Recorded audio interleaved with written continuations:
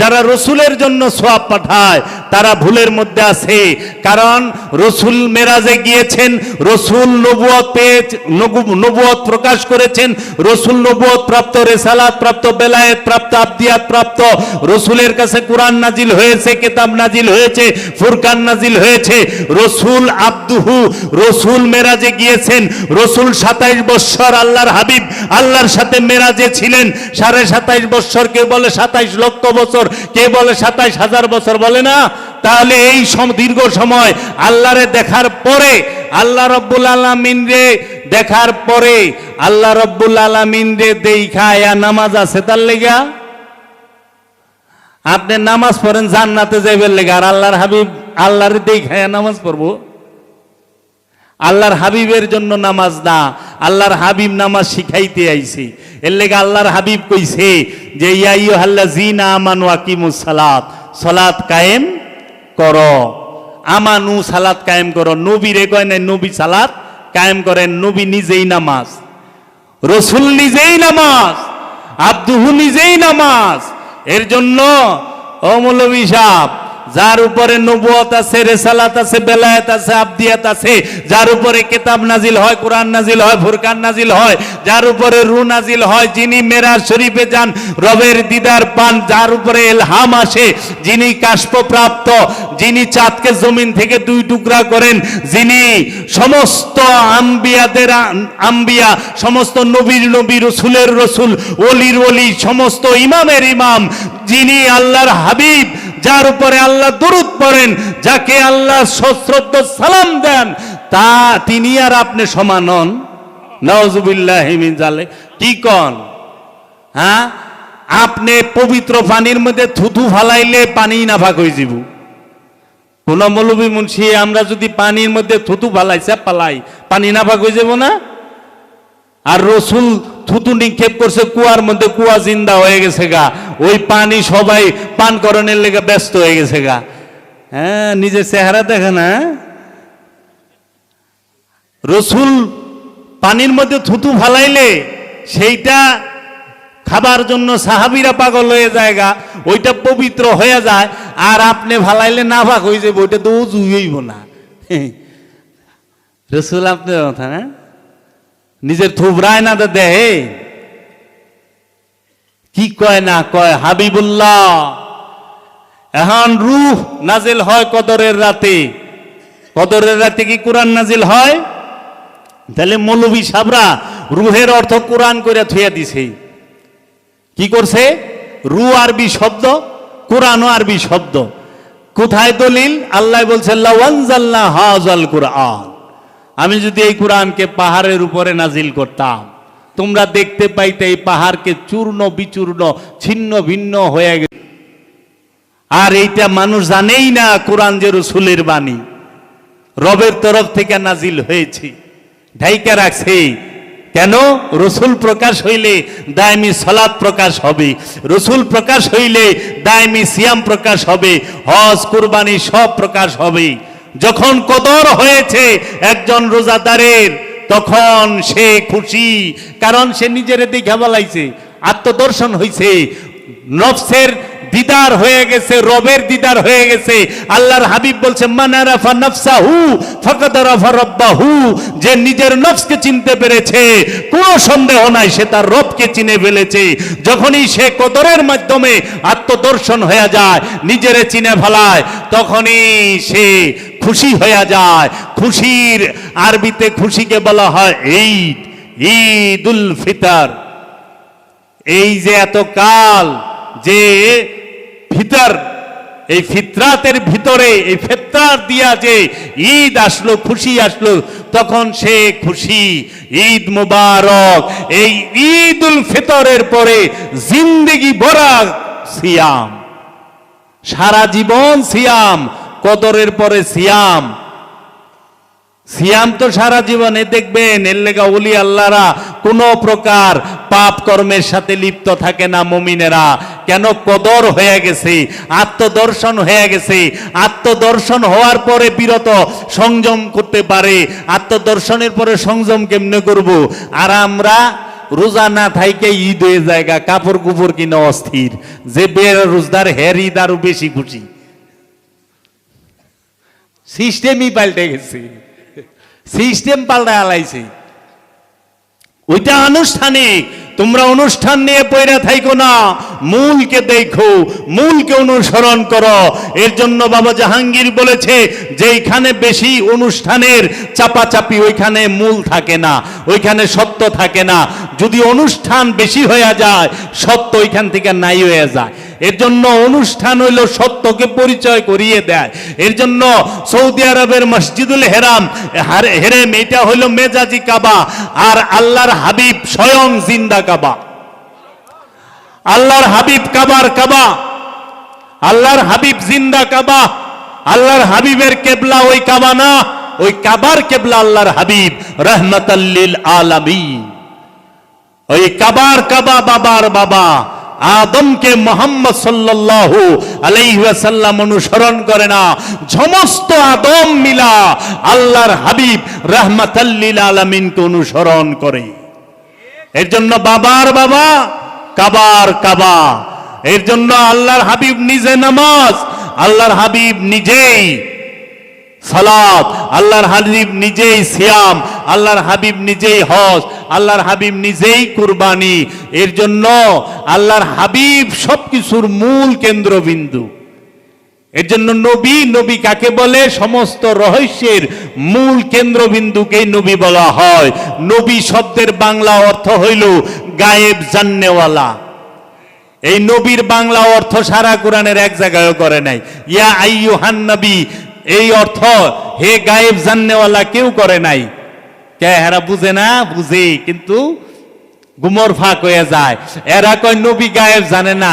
আরে বেকল, নাউজুবিল্লাহি মিন জালিক। নবী শব্দের অর্থই হইল গায়েব জাননেওয়ালা।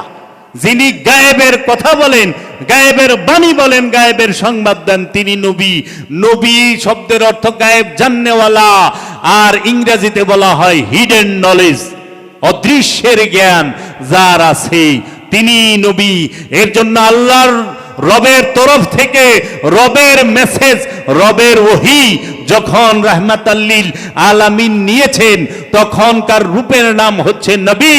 আর যখন রাহমাতাল লিল আলামিন এই জগতের সমস্ত আবাল বনিতা, বৃদ্ধা, মূর্খ এবং শিক্ষিত সবার মাঝে বিতরণ করেছেন, সেই রূপটির নাম হচ্ছে রসূল। নবী রূপে ওহী নেন, রসূল রূপে ওহী দান করেন। এর জন্য আল্লাহ বলছেন ওমার সাল্লা ইল্লা বিলিসানি কওমিহি লিবায়্যানা লাহুম। আমি প্রত্যেক জাতিতে, প্রত্যেক জাতির নিজের ভাষায় আমি আমার রসূল প্রেরণ করেছি আমার নিদর্শন সমূহ বর্ণনা করার জন্য। প্রত্যেক জাতিতে, প্রত্যেক ভাষায় আল্লাহর রসূল আছে। সূরা ইব্রাহিমের 4 নম্বর আয়াতে আল্লাহ কয়া থইছে, হ্যাঁ যাইবেন কই? এখন কয় রসূলের দরজা বন্ধ। কোরআনে আল্লাহ কোথায় কইছে? না, নবীর দরজা বন্ধ। আল্লাহ কোরআনে স্পষ্ট কয়া থইছে সূরা আহজাবে, মা কানা মুহাম্মাদুন আবা আহাদিম মির রিজালিকুম ওয়ালাকির রাসূলুল্লাহি ওয়া খাতামান নবিয়্যিন। খাতামান নবী আছে, খাতামান রসূল নাই।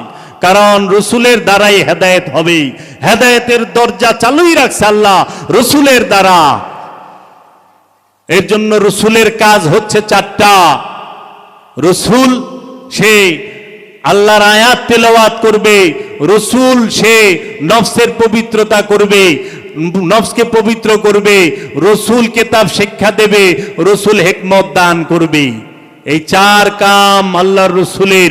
আল্লাহ কয়ে দিছে যে ইউসাব্বিহু লিল্লাহি মা ফিস সামাওয়াতি ওয়া মা ফিল আরদিল মালিকুল কুদ্দুসুল আজিজুল হাকিম হুয়াল্লাযী ইযবাআসা ফিল উম্মিয়িনা রাসূলাম মিনহুম ইয়াতলু আলাইহিম আয়াতি ওয়া ইউযাক্কিহিম ওয়া ইউআল্লিমুহুমুল কিতাবা ওয়াল হিকমা। ওয়াল্লাযীনা, সেই আল্লাহ পাঠাইছে। কোন আল্লাহ? যিনি আজিজুল হাকিম, কুদ্দুসুল আজিজুল হাকিম। তিনি কুদ্দুস, তিনি আজিজ, তিনি হাকিম। তার তরফ থেকে একজন রসুল আইলো। তিনি কি? তিনি উম্মি। উম্মিনা রাসূলাম মিনহুম, উম্মিনদের মধ্য থেকে একজন রসুল পাঠাইলেন। সে কি করবে? ইয়াতলু আলাইহিম, তোমাদের মধ্যে তিলাওয়াত করবে আয়াতি, আয়াত মানে নিদর্শন। ওয়ায়ুযাক্কিহিম, তোমাদেরকে পবিত্র করবেন। ওয়ায়ুআল্লিমুহুমুল কিতাবা, তোমাদেরকে কিতাব শিখাবেন। ওয়াল হিকমাত, এবং হিকমত দান করবেন। এর জন্য বাবা, কোরআন আর কিতাব এক বিষয় নয়। এরা কিতাবের অর্থ করে দিয়েছে কোরআন। কোরআন আরবি শব্দ, কিতাব আরবি শব্দ। তো কিতাব এক আরবি, আরেক আরবির বাংলা কেমনে করলেন? কিতাব এক বিষয়, কোরআন আরেক বিষয়। সবই একে অপরের সাথে মিলিত, কিন্তু এক এক সময় এক এক বিষয়। তো কাজেই এখন এরা কি করছে? কোরআনের অর্থ নামাজ করে থুইছে। দলিল কোথায়? সূরা বনী ইসরাইলের ৭৮ নম্বর আয়াত, ওয়াকিমুস সালাত লিদুলিকিশ শামসি ইলা গাসাকিল লাইলি ওয়া কুরআনাল ফাজরি ইন্না কুরআনাল ফাজরি কানা মাশহুদা।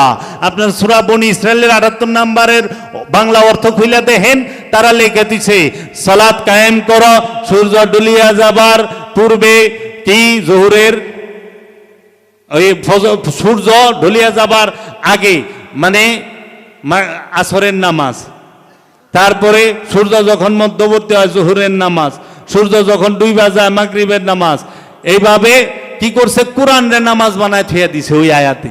আল্লাহ কইছে কোরআন, কোরআন আল ফজরে, ইন্না কোরআন আল ফজরে কানা মাশহুদা। কোরআন আল ফজরে, ফজর মানে ভোর, কোরআন মানে কোরআন, ভোরের কোরআন।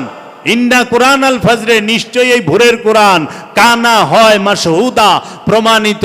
আর এরা কয়ে দিছে কোরআনের বাংলা করে দিছে নামাজ। নামাজ ফার্সি শব্দ, আর এই কোরআন হল আরবি শব্দ। আরবির বাংলা করছে ফার্সি দিয়া, আবার আরবির বাংলা আরবিদা কইরা থইছে, সাতিয়া নাশ কইরা থইছে। এর জন্য বলা হয় অনুবাদকের আরেক নাম গাদ্দার। ইতিহাসবিদরা কইছে অনেক অনুবাদী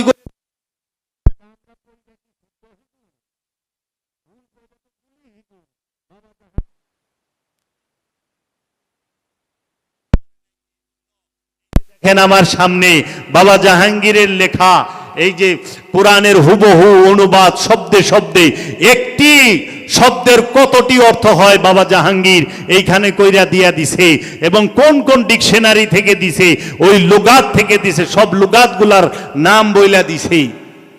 আপনারা দেখবেন রুরে জিব্রাইল ফেরেশতা বানায় দিছে মৌলবীরা। রুরে জিব্রাইল ফেরেশতা বানাইছে।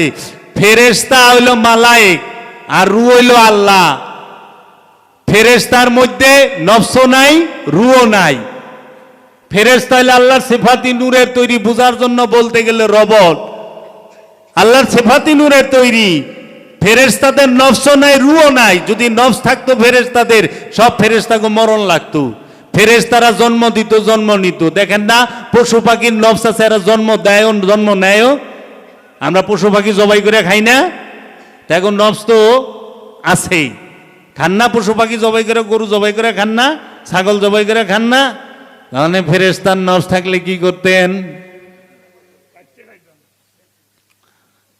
ফেরেশতার যদি নফস থাকতো কি করতেন আপনারা? কারণ পশুর লগে শয়তান নাই, পশুর সাথে রু নাই, আছে নফস। গাছের সাথে নফস আছে, রু নাই, শয়তান নাই।